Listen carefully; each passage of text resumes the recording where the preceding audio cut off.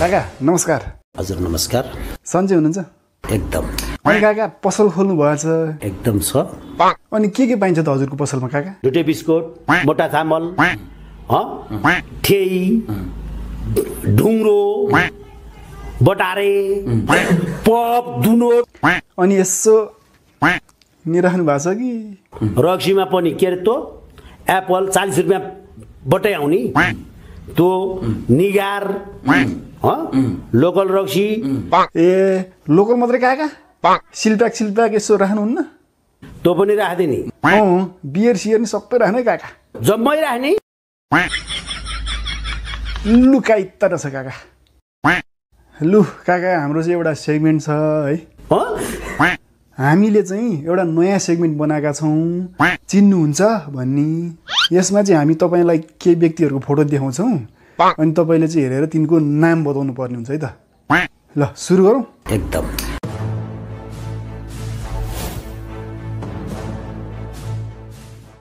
उहाँलाई चिन्नुहुन्छ काका? गिरिबन्धु ओली। अनि उहाँलाई नि? वाइट बडी देउबा। उहाँ त? शरणार्थी राणा। उहाँ चाहिँ को हुनुहुन्छ त? छालाजुत्ता चौधरी। उहाँ त? नानी बाउ दाहाल। अनि उहाँलाई नि? मटन काजी भनेको। उहाँ त? पतञ्जली नेपाल। उहाँ चाहिँ को हुनुहुन्छ त? हेप्नी बासकोटा। उहाँ त? ठोक्नी बहनेत।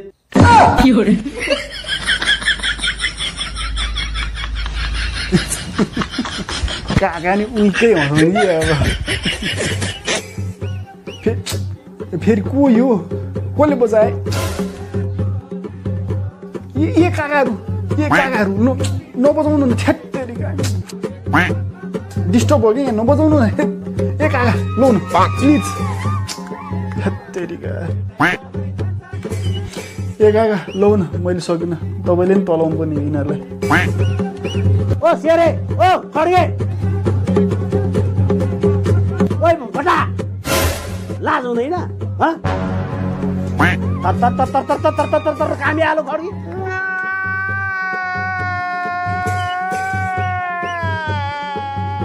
लाज हुँदैन?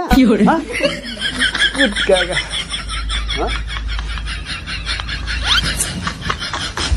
जहाँ पनि कुरा बोलिरहेको हुन्छ फेरि अर्को आउनुभएको छ। अनि तपाईँ प्रधानमन्त्री बन्न सक्नुहुन्छ त? मन्त्री होइन, म त प्रधानमन्त्री चलाउन सक्छु भन्ने विश्वास गरेको मान्छे हो। बनिस मन्त्री त सारा बाख्रा छु।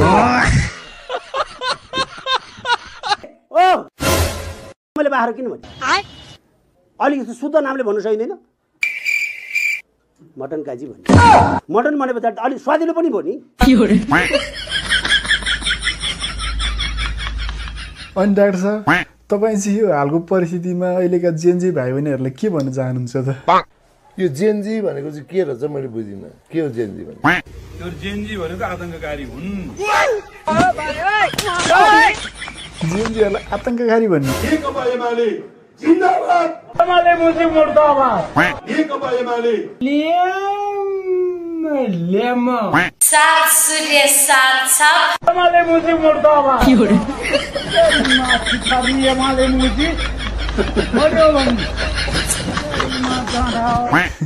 अनि डाक्टर साहब यो हाम्रो नेपालमा चाहिँ यो श्राद्ध गर्ने प्रचलन छ, यसको बारेमा के भन्नुहुन्छ तपाईँ? श्राद्ध गर्ने जति बेसिएका छोरा हुन्। हावा ताता छन्, अब के भन्नु। ल त गाइज भिडियो यहीँ सक्यो। भिडियोलाई लाइक गर्नुहोस्, कमेन्ट गर्नुहोस्, सेयर गर्नुहोस्। कहाँबाट हेर्दै हुनुहुन्छ, कस्तो लाग्यो भिडियो कमेन्ट गर्नु होला। र आउने दिनमा यस्तै भिडियोहरू ल्याउनु छु। अहिले बिदा चाहन्छु। हस्त नमस्ते।